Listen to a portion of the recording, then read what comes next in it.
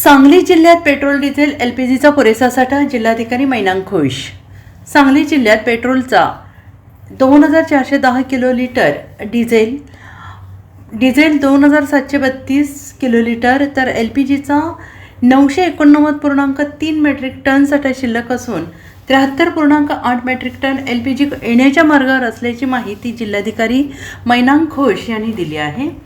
जिल्ह्यात पेट्रोलचा IOCL कंपनीचा 1320 kilometre, BPCLचा 570 किलोलिटर आणि HPCLचा 520 किलोलिटर असा एकूण 2410 किलोलिटर साठा शिल्लक आहे.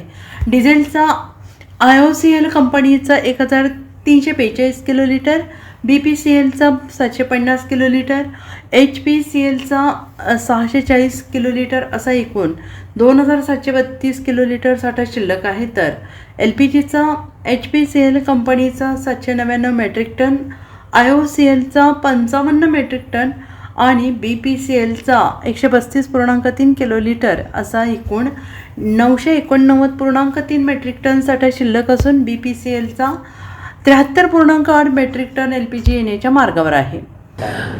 डिझेल आणि पेट्रोल आणि घरगुती गॅसबद्दल कोणतेही तुटवड्याबद्दलची माहिती, प्राधिकृत माहिती, अधिकृत अशी काही माहिती शासनाकडून प्राप्त नाही आहे आणि कोणतेही पेट्रोल पंपधारक किंवा गॅस एजन्सीकडून सुद्धा तुटवड्याची कोणतीही माहिती आमच्याकडे नाही आहे. सद्यस्थितीत जरी अनधिकृतपणाने कोणी ते अवस्था किंवा हे जे पेट्रोल डिझेल किंवा गॅसचे वितरणीकरणमध्ये जर काही चूक झाल्या असतील किंवा गैरव्यवहार झाले असेल किंवा कृत्रिम तुटवडा जर निर्माण केला गेला असेल त्याची आम्ही माहिती घेतो. त्यांच्यावर कडक कारवाई शासनाच्या वतीने आम्ही करणार. पेट्रोल पंप सील करणार आम्ही त्याचे जे काही पेट्रोल पंप किंवा याच्यामध्ये जे गैरव्यवहार जर झाले असतील किंवा त्याच्यामध्ये जर जाणीवपूर्वक जर हे सगळे थांबवला गेले असेल ते कारवाई, त्याच्याबद्दल आम्ही चौकशी करणार. चौकशी आणि जर दोषी सापडल्यास त्यांच्यावर कठोर कारवाई.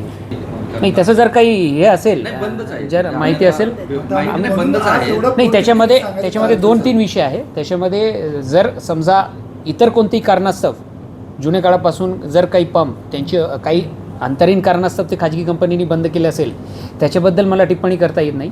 पण तुटवडा हा कारण दाखवून प्राधिकृत पेट्रोल पंप जर बंद केले असेल त्यांच्यावर कारवाई 100% होणार आहे.